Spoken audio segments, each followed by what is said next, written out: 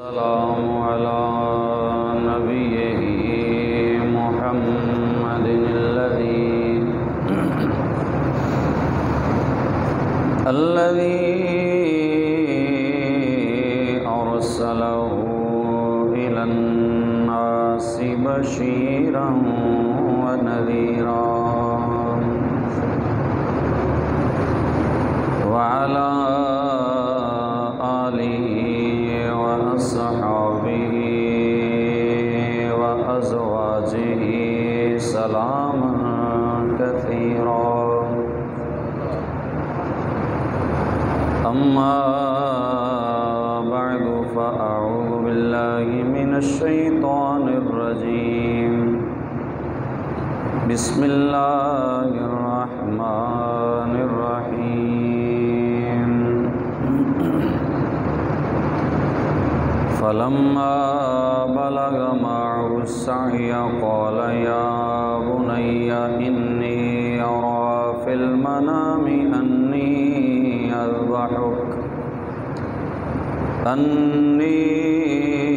أذبحك فانظر ماذا ترى.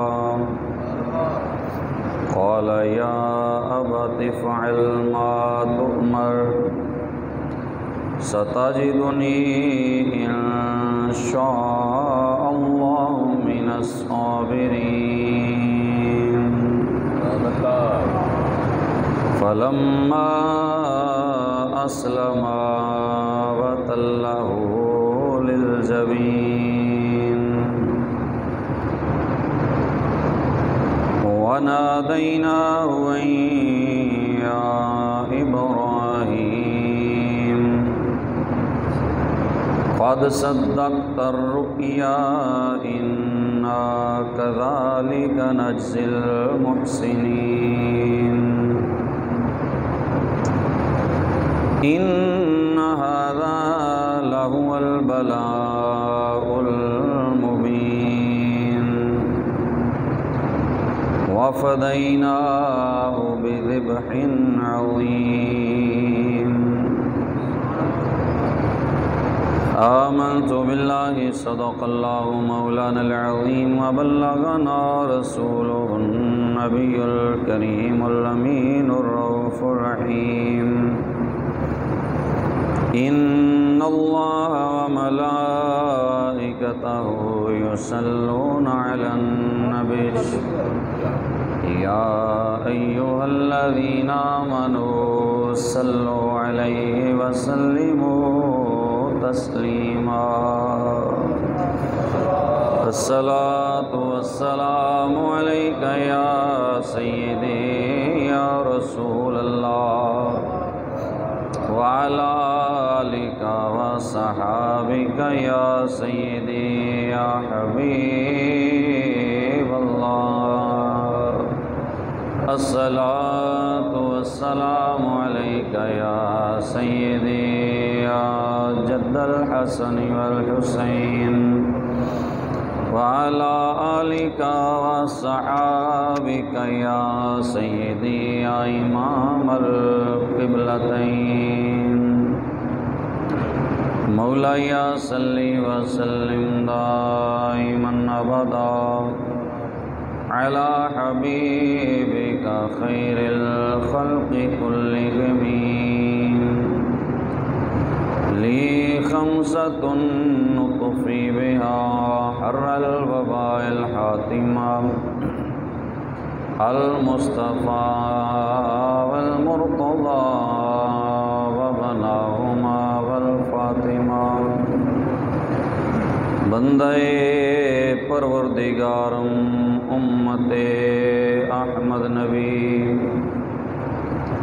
دوست دارے چار یارم تابع اولاد علیم مذہب حنفیہ دارم ملت حضرت خلیل خاک پائے غوث اعظم زیر سایہ ہر ولی. اللہ احباب ذوقار، ماہ ذوالحج کی مقدس اور مبارک گھڑیاں جاری ہیں،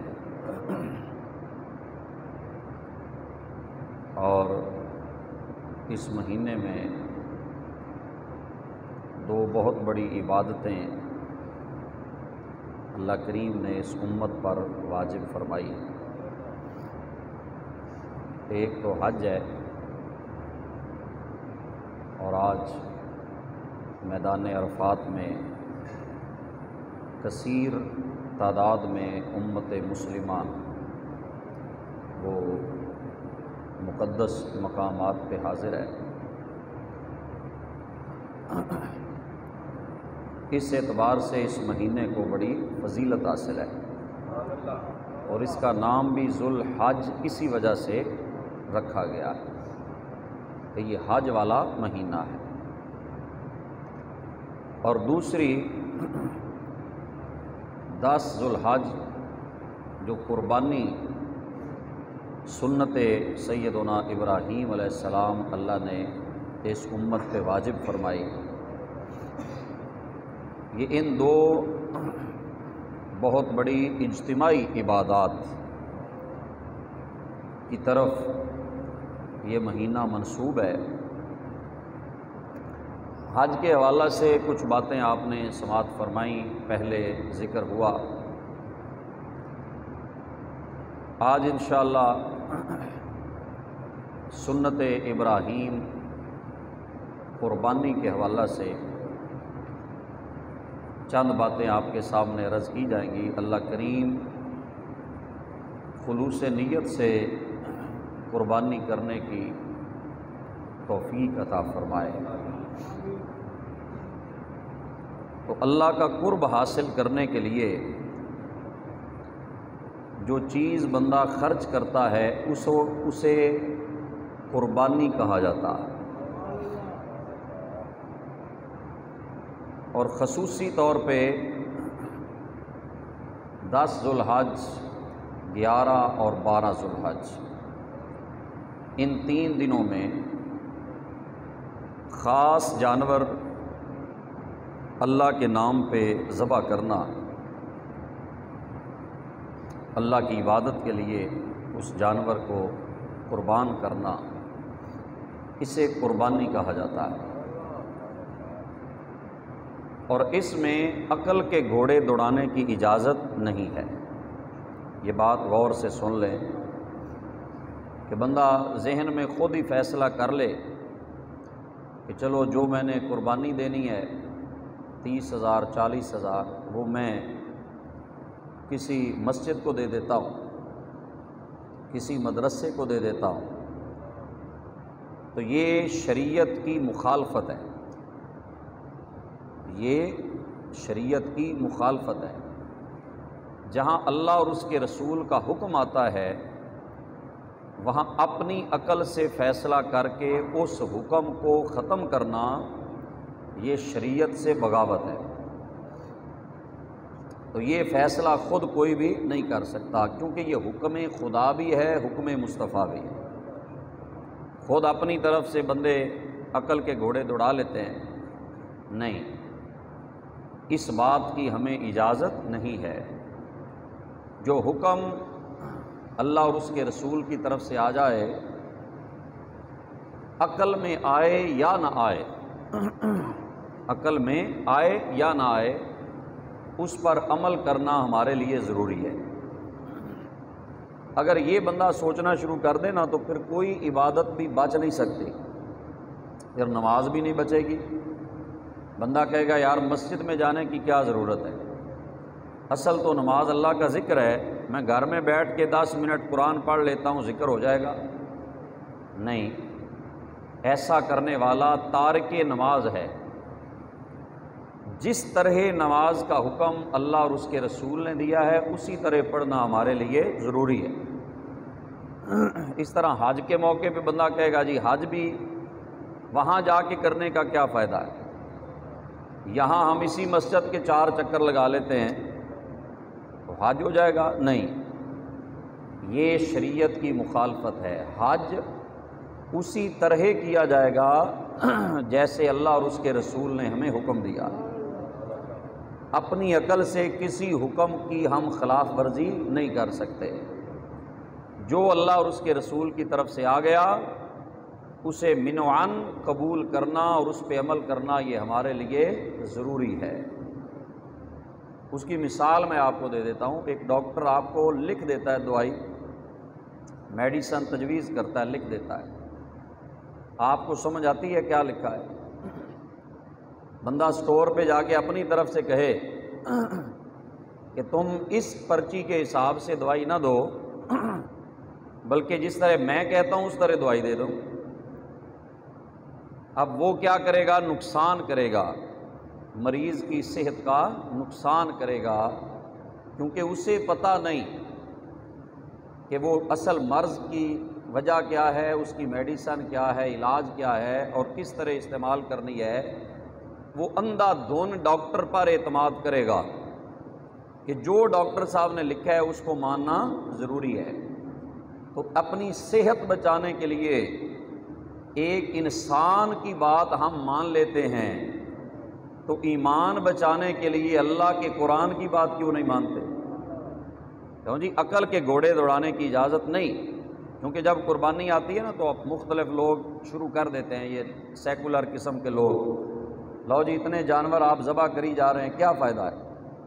آپ اتنا گوشت جناب ضائع کر رہے ہیں، اس طرح ہو رہا ہے، جانور ضائع ہو رہے ہیں، تو یہ عقل کے گھوڑے دوڑا رہے ہیں۔ اگرچہ ان کا جواب بھی موجود ہے کہ یہ بھی ان کی خام خیالی ہے، لیکن پھر بھی اگر یہ باتیں سمجھ میں کسی کو نہ بھی آئیں تو اس کو چاہیے کہ وہ اللہ اور اس کے رسول کا حکم سمجھ کر اس پر عمل پیرا ہو۔ یہاں عقل کے گھوڑے دوڑانے کی اجازت نہیں ہے۔ تو قربانی یہ حکم ہے۔ سورہ کوثر میں اللہ نے فرمایا فَصَلِّ لِرَبِّكَ وَانْحَرْ، اپنے رب کے لیے نماز بھی پڑھو اور قربانی بھی دو۔ قربانی کا حکم اللہ نے خود قرآن میں عطا فرمایا، اور نبی پاک صلی اللہ علیہ وآلہ وسلم نے مدینہ شریف میں جتنے سال حضور نے گزارے، ہر سال آقا علیہ الصلوۃ والسلام 2 قربانیاں فرمایا کرتے، 2 قربانیاں حضور کیا کرتے۔ اور خود حضور نے فرمایا کہ جو شخص طاقت ہوتے ہوئے رزق حلال اس کے پاس موجود ہے، وہ صاحب استطاعت ہے اور قربانی نہ کرے، فرمایا فلا یقربن مصلانا، وہ ہماری عیدگاہ کے قریب نہ آئے۔ یعنی اس سے حضور نے اتنی وعید سنائی اور اتنا اظہار نفرت فرمایا کہ جو بندہ طاقت ہوتے ہوئے قربانی نہیں کرتا، فلا یقربن مصلانا، وہ ہماری عیدگاہ کے قریب نہ آئے۔ اس سے علماء نے بتایا کہ یہ واجب ہے قربانی۔ ہمارے نزدیک امام ابو حنیفہ رحمۃ اللہ علیہ کے نزدیک قربانی کیا ہے؟ واجب ہے۔ یہ بات یاد رکھ لیں، یہ قربانی کیا ہے؟ واجب کا درجہ رکھتی ہے۔ اس کو ترک کرنے والا گناہ گار ہے بلا وجہ۔ اگر کوئی غریب ہے تو اس پر ضروری نہیں، اگر صاحب استطاعت ہوتے ہوئے کوئی بندہ ترک کرتا ہے تو وہ ترک واجب کا گناہ اپنے سر لے رہا ہے، تو قربانی کرنی چاہیے۔ اور یہ یادگار ہے سیدنا خلیل اللہ حضرت ابراہیم علیہ السلام کی۔ اور پھر میں آپ کو یہ بھی عرض کرتا چلوں کہ یہ اس امت پہ اللہ کا کرم ہے کہ قربانی کر کے گوشت بھی خود کھانے کی اجازت ہے۔ شکر نہیں کرتے، ورنہ پہلی امتوں میں جو قربانی کی جاتی، گوشت آسمان سے آگ آتی تھی اٹھا کے لے جاتی، قربانی کر کے خود گوشت کھانے کی اجازت نہیں تھی۔ تو اس امت پہ اللہ نے خاص کرم فرمایا، خاص رحمت فرمائی، اور وہ بھی نسبت مصطفیٰ کا صدقہ ہے۔ خود قربانی کرو اور گوشت خود بھی کھا سکتے ہو، اپنے بہن بھائیوں کو کھلا سکتے ہو، ماں باپ کو کھلاؤ، ہمسایوں کو کھلاؤ، اعزا و اقارب کو کھلاؤ، محلے داروں کو، غریبوں کو، فقیروں کو، سب کو دو۔ اس میں قید کوئی نہیں کہ صرف غریب کھا سکتا ہے۔ اللہ نے آسانی فرما دی کہ قربانی کا گوشت صرف غریب نہیں ہر بندہ کھا سکتا ہے؟ کیوں جی اگر یہ بھی حکم ہوتا کہ صرف فقیر ہی کھائے گا جیسے زکوٰۃ کا حکم ہے تو پھر یہ چیک کرنا پڑتا، بڑے مسائل پیدا ہوتے۔ اللہ اور اس کے رسول نے ہمارے لیے کتنی آسانی فرما دی کہ قربانی کا گوشت سب کے لیے جائز کر دیا۔ فرمایا تم کھاؤ، خود بھی کھاؤ، عیزہ و اقارب کو کھلاؤ، بہن بھائیوں کو، اولاد کو، رشتہ داروں کو کھلاؤ۔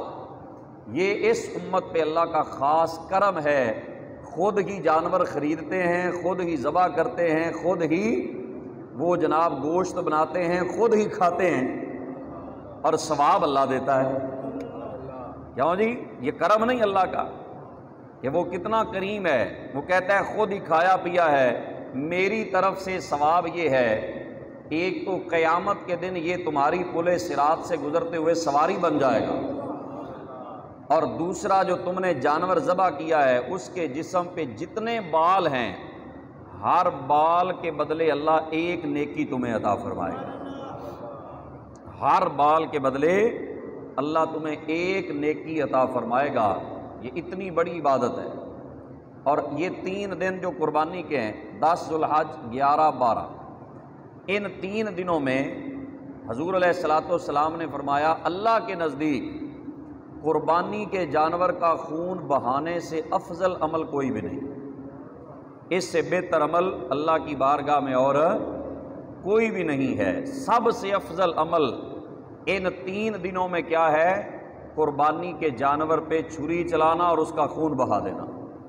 کتنا بڑا یہ عمل ہے، فرمایا اس سے افضل عمل اور کوئی بھی نہیں ہے۔ تو اس کا مطلب ہے یہ جو فلسفی خود ہی فلسفے بناتے ہیں، خود ہی اس کی جناب دلائل ڈھونڈ لیتے ہیں اور خود ہی مسلمانوں کو متنفر کرنے کے لیے اپنا جناب وہ غلط قسم کی منطق استعمال کرتے ہیں، تو ان لوگوں کا رد حضور نے پہلے ہی فرما دیا کہ ان دنوں میں تم مسجد کو 2 لاکھ بھی دے دو گے، قربانی نہیں کرو گے تو قربانی نہ کرنے کا تمہیں گناہ ہوگا۔ ہاں 2 مسجد کو، مدرسے کو، وہ الگ مسئلہ ہے، لیکن قربانی واجب ہے، اسے ادا کرو۔ اس جیسا اور عمل ان 3 دنوں میں کوئی بھی نہیں ہے۔ تو یہ قربانی وجوب کا درجہ ہمارے ہاں رکھتی ہے، اور حضور نے اس پر استقامت اختیار فرمائی۔ ہر سال سرکار علیہ الصلاۃ والسلام قربانی کیا کرتے، اور کرم یہ حضور نے ایک فرمایا کہ سرکار 2 جانور ذبح کرتے۔ کتنے؟ بولنے ذرا۔ 2۔ ان کے صفات بھی احادیث کے اندر موجود ہیں کہ وہ بڑے سینگوں والے 2 بکرے ہوتے جنہیں سرکار علیہ الصلاۃ والسلام سرمگی رنگ والے سرکار علیہ الصلاۃ والسلام خود اپنے ہاتھوں سے ذبح فرمایا کرتے۔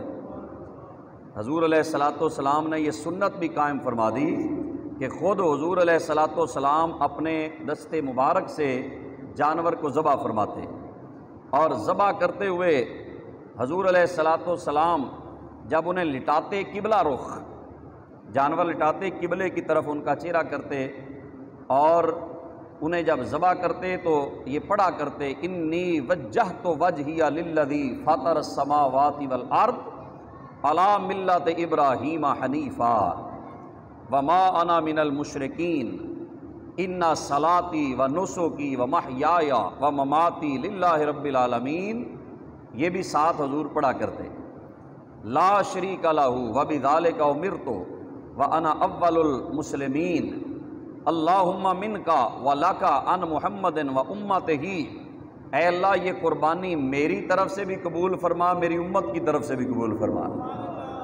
تو اس کا علماء نے بیان کیا کہ جو لوگ غریب ہیں، قربانی نہیں دے سکتے، ان کو مبارک ہو، ان کی قربانی خود میرے آقا دے گئے، ان کی طرف سے سرکار نے خود قربانی کر دی ہے کہ جو غریب لوگ ہوں گے، فقراء ہوں گے، قربانی نہیں دے سکیں گے، تو ان کی قربانی حضور علیہ الصلاۃ والسلام نے دے دی ہے، اور ان کا بھی سرکار نے خیال رکھا ہے۔ کتنے کریم ہیں ہمارے آقا صلی اللہ علیہ وآلہ وسلم۔ پھر خود حضور بسم اللہ واللہ اکبر یہ پڑھ کر حضور علیہ الصلاۃ والسلام اس کو خود ذبح فرمایا کرتے، اللہم ھذا عنی وعمن لم یضحی من امتی، اے اللہ یہ قربانی میری طرف سے اور جو میری امت میں سے نہیں کر سکتا اس کی طرف سے میں قربانی کر رہا ہوں۔ خود حضور علیہ الصلوۃ والسلام اس کو جانوروں کو، 2 جانوروں کو خود حضور ذبح فرمایا کرتے۔ تو صحابہ کرام نے پوچھا ما ھذہ الاضاحی یا رسول اللہ صلی اللہ علیہ وسلم، حضور یہ قربانی ہے کیا؟ قربانی کی حقیقت پوچھی۔ اب حضور نے حقیقت کیسے بیان فرمائی؟ مختصر ایک جملے میں حضور نے فرمایا سنت ابیکم ابراہیم، کہ یہ قربانی تمہارے باپ ابراہیم کی سنت ہے۔ تمہارے باپ ابراہیم کی، باپ کیوں کہا حضور نے؟ کیونکہ آگے صحابہ بیٹھے تھے اور اکثر ان میں سے حضرت ابراہیم کی اولاد میں سے تھے، اولاد ابراہیم تھے۔ فرمایا یہ تمہارے باپ ابراہیم کی سنت ہے۔ تو آگے صحابہ نے عرض کی ما لنا فیہا یا رسول اللہ، حضور اس میں ثواب کیا ہے؟ اگر ہم قربانی کریں تو ہمیں کیا ملے گا؟ اس کا اجر کیا ہے؟ تو سرکار نے فرمایا بکل شعرۃ حسنہ، فرمایا جتنے قربانی کے اوپر بال ہوتے ہیں نا، اللہ ہر بال کے بدلے ثواب عطا فرماتا ہے۔ ہر بال کے بدلے اللہ ثواب عطا فرمائے گا۔ اور آگے صحابہ نے کہا فصوفو یا رسول اللہ، حضور جو کھال ہوتی ہے وہ کھال بھی صدقہ کرنی ہے، تو حضور اس کا بھی کوئی ثواب ہے؟ حضور نے فرمایا بکل شعرۃ من الصوف حسنہ، فرمایا جو کھال ہوتی ہے نا جانور کی، اس کھال کے اوپر جتنے بال ہوتے ہیں اللہ ہر بال کے بدلے ایک نیکی عطا فرماتا ہے۔ چلو اس سال آپ گنتی کریں بالوں کی، کریں گے؟ اس سال بکرے کے بالوں کی گنتی کریں گے؟ آپ گنتی نہیں کر سکتے، کیوں جی؟ ہماری گنتیاں ختم ہو جائیں گی، وہ اتنے بال ہوتے ہیں، ہماری گنتی وہاں پہنچ ہی نہیں سکنی۔ تو اللہ کتنا کریم ہے، اتنی نیکیاں دیتا ہے جو ہم گن بھی نہیں سکتے۔ ہم جو پیسے لگاتے ہیں نا جانور پہ، وہ گن کے لگاتے ہیں کہ میں نے اتنے کا جانور لیا، اتنی قربانیاں اتنے پیسوں میں ہو گئیں۔ وہ کہتا ہے تم گن کے دیتے ہو، میں کریم ہوں، بے حساب عطا فرماتا ہوں۔ تم بندے ہو، تم گنتی سے دیتے ہو، میں نے اس دفعہ اتنے لاکھ کی قربانی کی، اتنے ہزار کی قربانی کی، فرمایا تم گنتی سے دیتے ہو میری راہ میں، اور میں رب بغیر حساب کے تمہیں نیکیاں عطا فرماتا ہوں۔ تو اللہ بے حساب اجر دیتا ہے جو بندہ اللہ کی رضا کے لیے قربانی کرتا ہے۔ تو یہ فرمایا سنت ابیکم ابراہیم، یہ تمہارے باپ حضرت ابراہیم علیہ السلام کی، بولیں کیا ہے؟ سنت ہے۔ تھوڑا تھوڑا بولیں گے تو سمجھ آئے گی۔ حضرت ابراہیم علیہ السلام کی یہ کیا ہے؟ سنت ہے، اور حضور کے ذریعے ہم تک پہنچی۔ اچھا جب ہم ذبح کرتے ہیں نا تو اللہ کا فضل ہم پہ یہ ہے، سنت ابراہیم بھی ہوتی ہے، سنت مصطفیٰ بھی ادا ہو جاتی ہے، دونوں نبیوں کی سنت ادا ہو جاتی ہے، کیونکہ ہمیں تو حضور کے ذریعے ملی ہے نا۔ جناب ابراہیم کی سنت ہے، جب ہم قربانی کرتے ہیں تو سنت ابراہیم بھی ادا ہوتی ہے، سنت مصطفیٰ بھی ادا ہو جاتی ہے۔ جب ہم جانور ذبح کرتے ہیں، جب ہم قربانی کرتے ہیں تو دونوں عظیم ہستیوں کی سنت یہ زندہ ہو جاتی ہے۔ تو یہ ابراہیم علیہ السلام کی سنت اللہ کو اتنی پسند آئی یہ ادا کہ جناب سیدنا ابراہیم علیہ السلام، جن کا ذکر قرآن میں اللہ نے تقریباً 35 مقامات ایسے ہیں جہاں سیدنا ابراہیم علیہ السلام کا اللہ نے ذکر بڑے واضح اور بہت زیادہ مفصل انداز میں فرمایا، 35 تقریباً مقامات پر، اور پوری ایک سورت جس کا نام سورہ ابراہیم ہے۔ کتنے جلیل القدر نبی ہیں، رسول ہیں، اولو العزم رسول ہیں، اور خلیل اللہ کا تاج جن کے سر پہ اللہ نے رکھا۔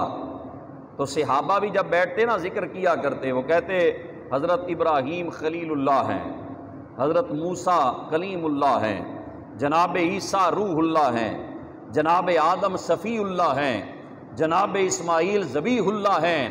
اور میرے آقا نے ایک دن سنا تو فرمایا تم صحیح کہہ رہے ہو، یہ جو نبیوں کی تم عظمت بیان کر رہے ہو بالکل صحیح ہے، الا وانا حبیب اللہ، فرمایا لیکن یاد رکھنا میں اللہ کا حبیب بن کے آیا۔ جناب خلیل اللہ کا مقام بھی بڑا ہے، لیکن جہاں خلت کا مقام اس کی انتہا ہوتی ہے وہاں سے آگے حبیب اللہ کے مقام کی ابتدا ہوتی ہے۔ تو اللہ نے جو خلیل ہوتا ہے، خلیل کا مطلب ہے جس کے دل میں سوائے اللہ کے کسی کی محبت نہ ہو۔ خلیل کا مطلب سمجھ آ گیا؟ جس کا دل اللہ کی محبت میں ڈوب چکا ہو، جس کے دل کے اندر اللہ کی محبت گھر کر چکی ہو، وہ خلیل ہے۔ اور یہ اللہ کا خلیل، اللہ پاک نے جب امتحان لیا جناب ابراہیم علیہ السلام کا، 90 سال کی عمر میں اللہ نے جو بیٹا دیا جس کا نام اسماعیل ہے، اسماعیل، بڑھاپے میں اللہ نے بیٹا دیا، اور بڑی محبت بڑا پیار فرماتے ہیں اپنے بیٹے سے، ایک ہی بیٹا۔ ابھی اسحاق علیہ السلام تو بعد میں پیدا ہوئے، پہلے حضرت اسماعیل علیہ السلام حضرت ہاجرہ میں سے اللہ پاک نے جب عطا فرمائے، تو اب یہ امتحان تھا حضرت سیدنا ابراہیم علیہ السلام کا۔ اللہ پاک نے خواب دکھایا، وحی نہیں، ویسے وحی نہیں اتاری فرشتے کے ذریعے، بلکہ خواب اللہ پاک نے دکھایا۔ اور نبی کا جو خواب ہوتا ہے وہ عام بندے جیسا نہیں ہوتا، یہ بات ذہن میں رکھے۔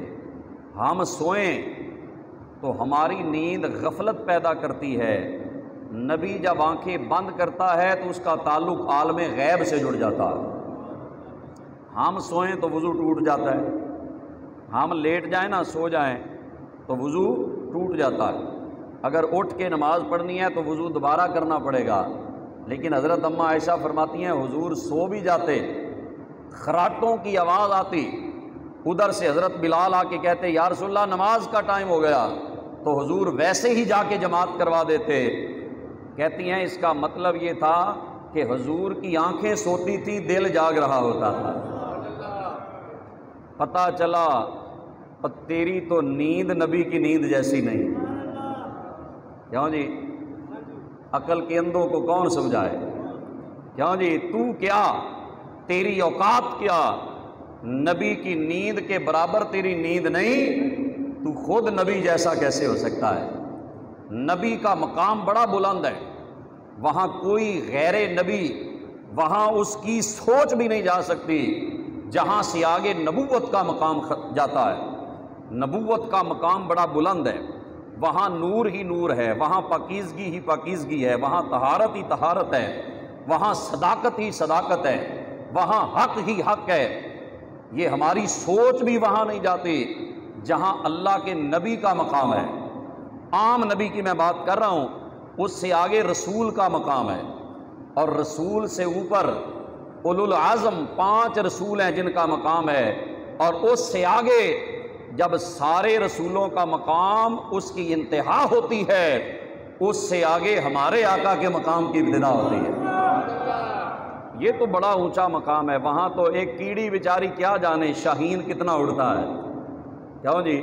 چیونٹی جو زمین پہ رینگ رہی ہے وہ حساب لگائے کہ شاہین کی پرواز کیا ہے، تو وہ چیونٹی جو ہے اس کی اوقات کیا شاہین کے سامنے، اور امتی کی اوقات کیا نبیوں کے امام کے سامنے۔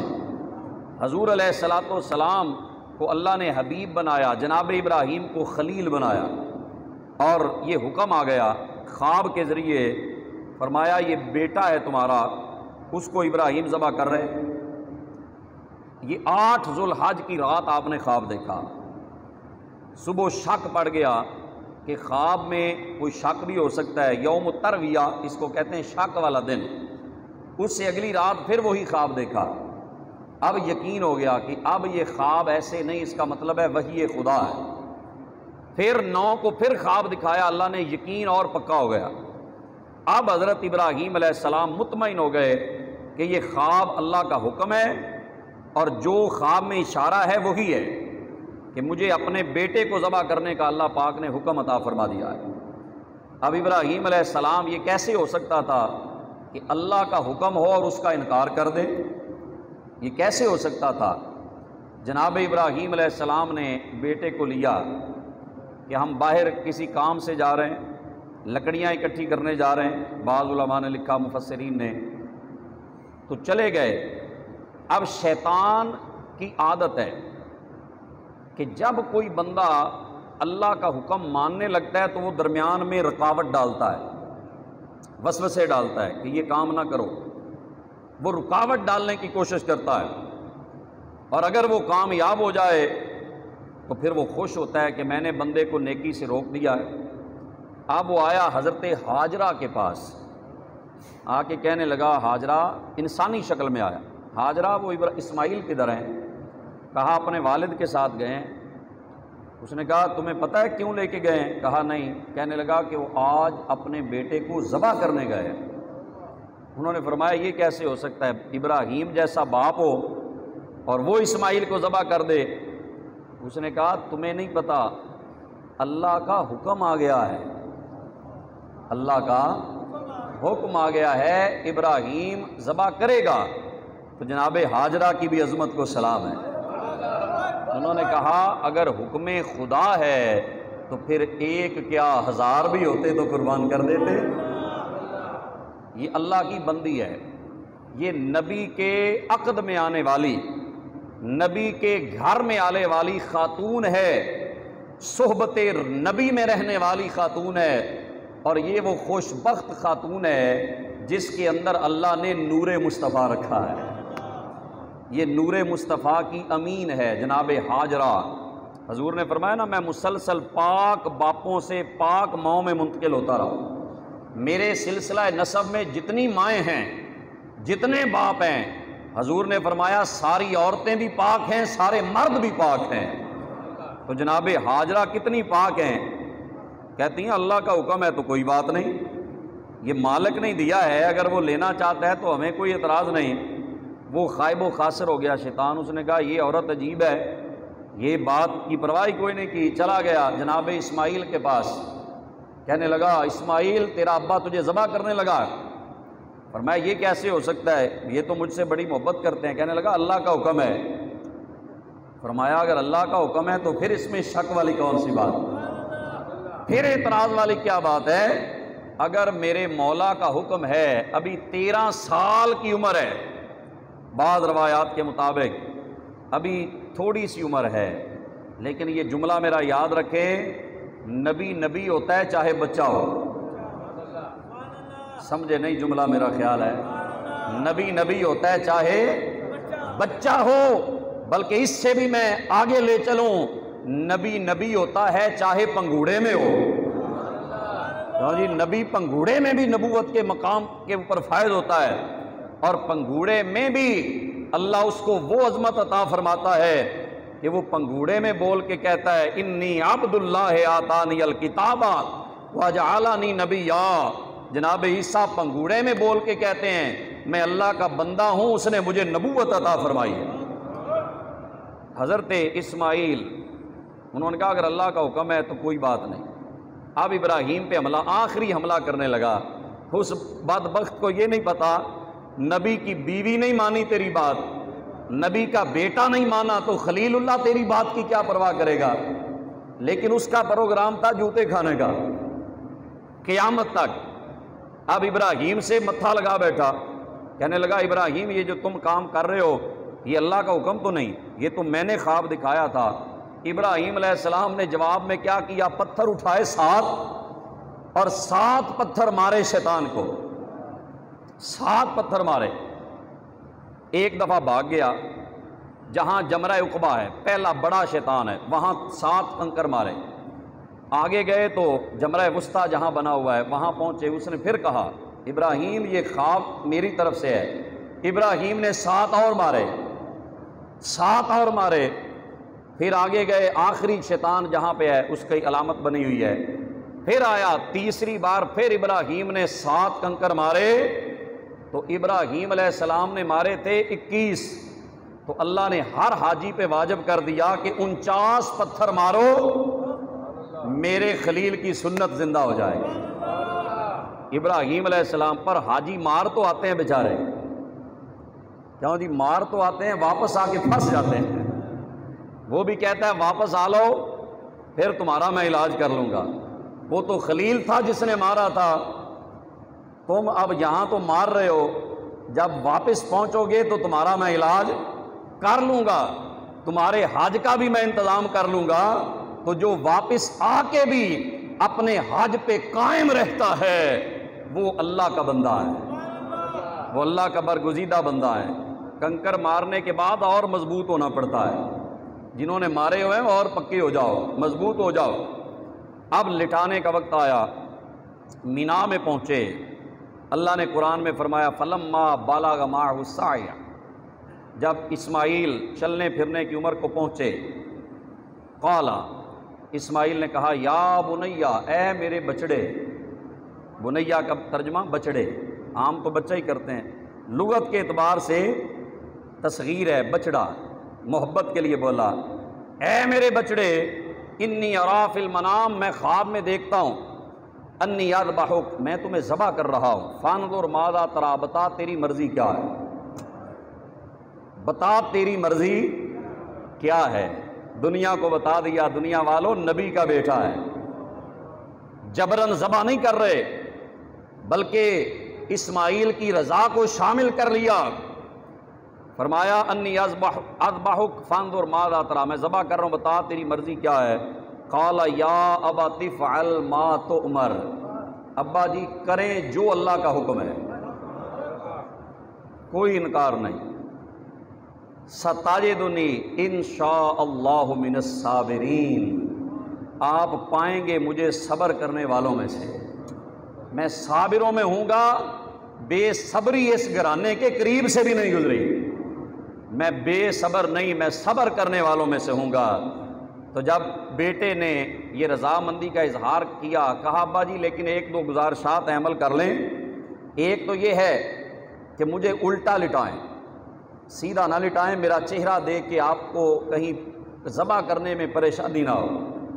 دوسرا آپ ایسا کریں کہ میرے ہاتھ پاؤں رسیوں سے باندھ دیں، کہیں میں تڑپوں نہ، اللہ کے نام پہ ذبح ہونے لگا ہوں، تڑپوں بھی نہ، آسانی سے ذبح ہو جاؤں، میرے ہاتھ پاؤں رسیوں سے جکڑ دیں۔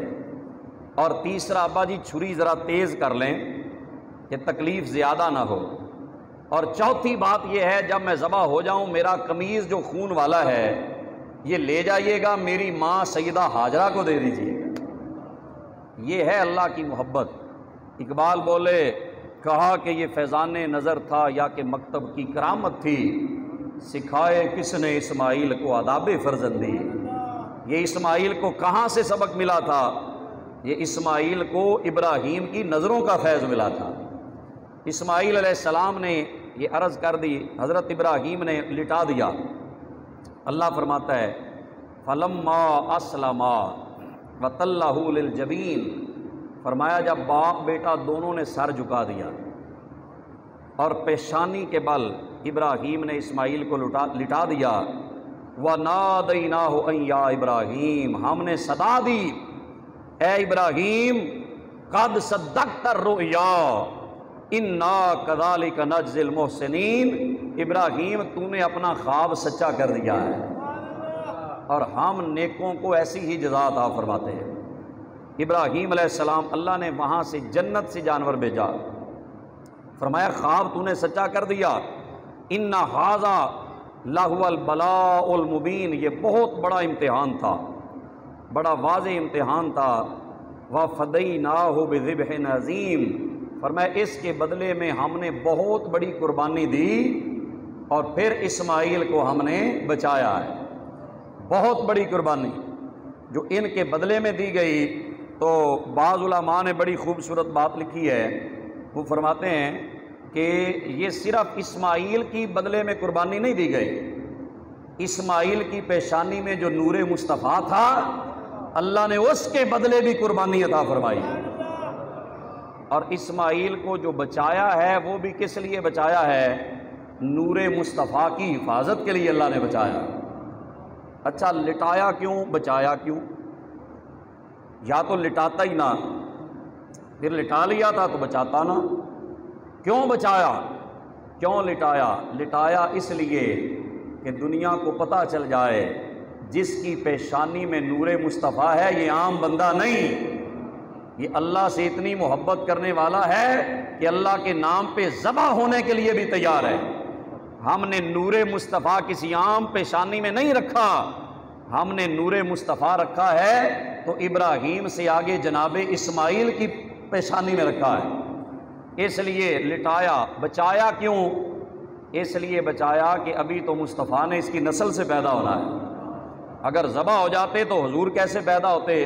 اللہ نے جناب ابراہیم اور اسماعیل نے جو دعا مانگی کہ اے اللہ ہماری نسل میں ایک نبی پیدا کر، جو پچھلے جمعہ میں نے عرض کیا، اور وہ نبی جو حضرت ابراہیم کی بھی اولاد ہو، حضرت اسماعیل کی بھی اولاد ہو، اور دنیا میں کوئی نبی نہیں ہے، صرف ایک میرے مصطفیٰ ہیں جو آل ابراہیم بھی ہیں، آل اسماعیل بھی ہیں۔ یہ بات حقیقت ہے کہ حضرت ابراہیم کے بیٹے اسماعیل اور اسحاق دونوں نبی ہیں۔ اسحاق علیہ السلام کی اولاد میں آگے بڑے نبی آئے، حضرت اسحاق کے بیٹے حضرت یعقوب علیہ السلام ہے، یعقوب کے بیٹے حضرت یوسف علیہ السلام ہیں، آگے نبیوں کا ایک سلسلہ ہے، ہزاروں نبی آئے جناب اسحاق کی اولاد میں۔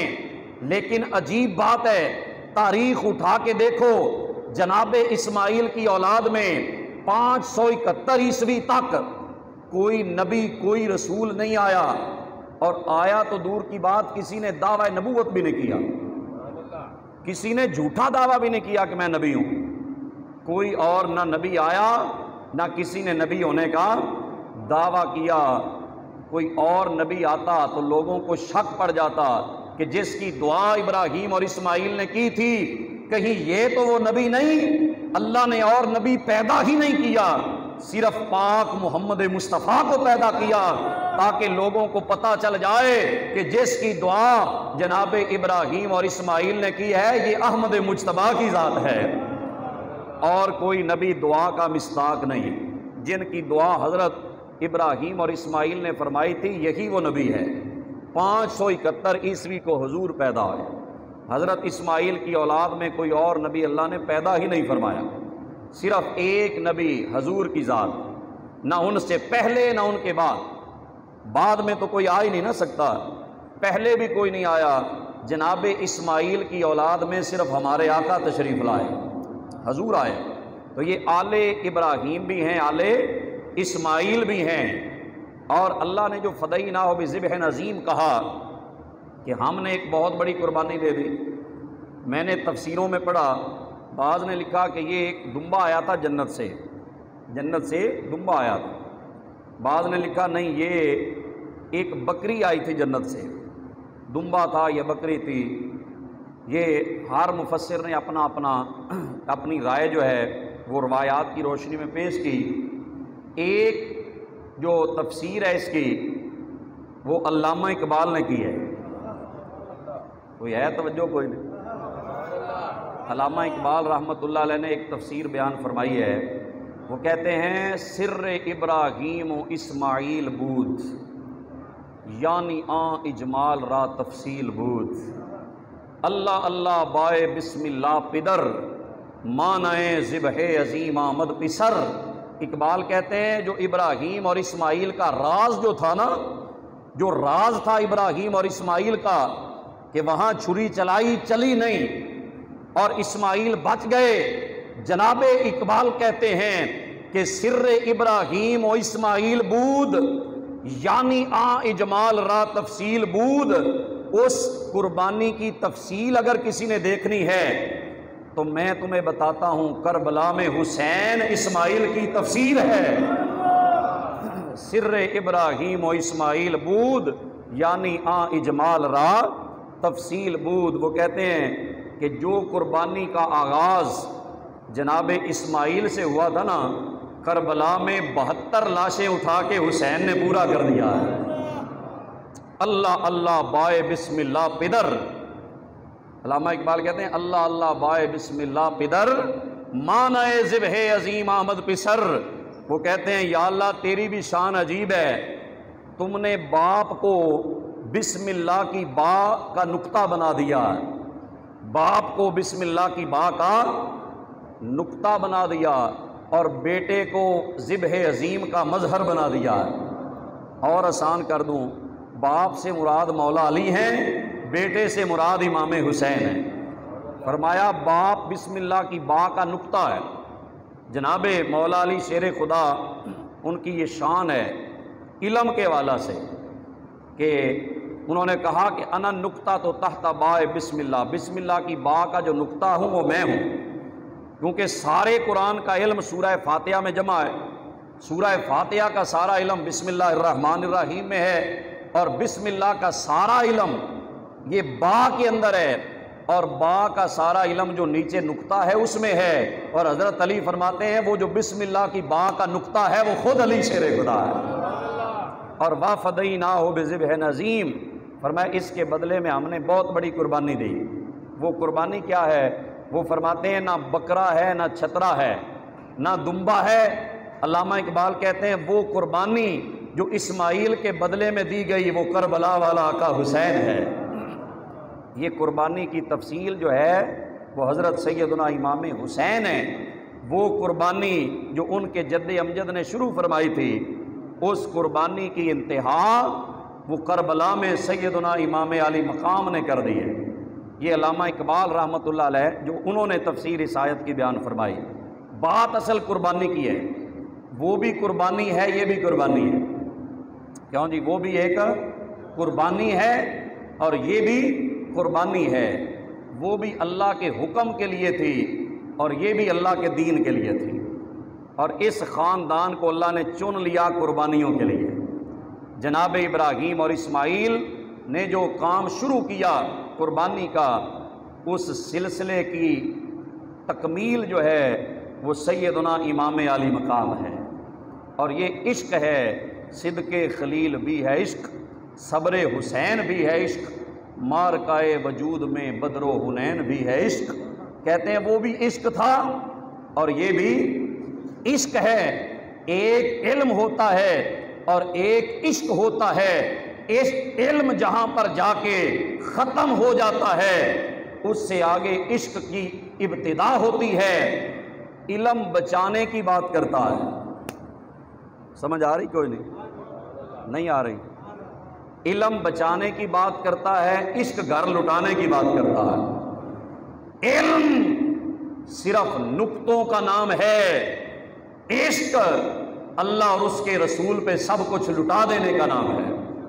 تو علم کے ساتھ عشق ہو تو پھر بات بنتی ہے، علم کے ساتھ اگر عشق مل جائے تو پھر بات بن جاتی ہے۔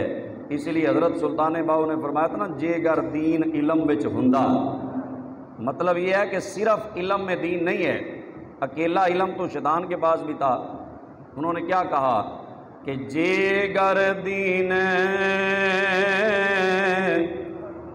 علم وچ ہوندا تے سر نیزے کیوں چڑھ دے ہو،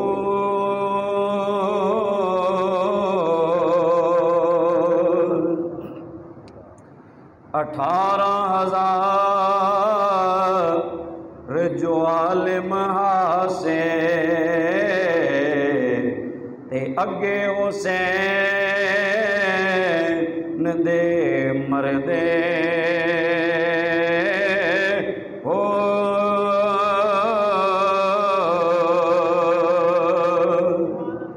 تے جے گر من دے او بیت رسولی تے پانی کیوں بند کر دے ہو،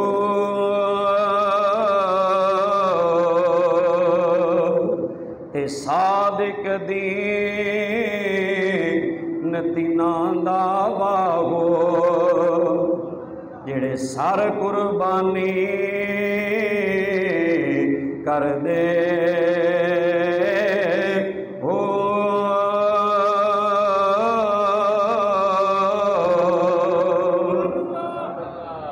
یہ ہے عشق اور علم، یہ عشق خلیل تھا، جناب ابراہیم علیہ السلام کا عشق تھا جس نے اسماعیل علیہ السلام کی قربانی کے لیے جناب ابراہیم علیہ السلام کو تیار کیا۔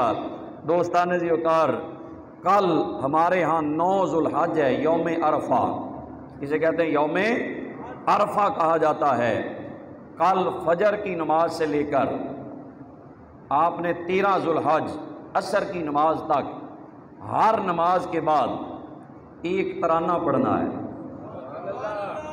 عشق کا ترانہ جو مینا میں گونجا تھا، اللہ اکبر اللہ اکبر لا الہ الا اللہ واللہ اکبر اللہ اکبر وللہ الحمد، ہر نماز کے بعد ایک دفعہ کم از کم پڑھنا ہے۔ کل فجر سے لے کر 13 ذوالحج بدھ کی عصر کی نماز تک ہر نماز کے بعد یہ محبت والی صدائیں یہ گونجنی چاہیے۔ یہ قربانی کا خوبصورت جو دن ہے، اللہ کی نعمتیں بھی کھانی ہیں، اللہ کا ذکر بھی ساتھ کرنا ہے، ٹھیک ہے، اللہ کی نعمتیں بھی کھانی ہیں اور ساتھ اللہ کا ذکر بھی کرنا ہے۔ اللہ کریم ہمیں یہ قربانی خلوص نیت سے کرنے کی توفیق عطا فرمائے۔ انشاءاللہ عید الاضحیٰ کی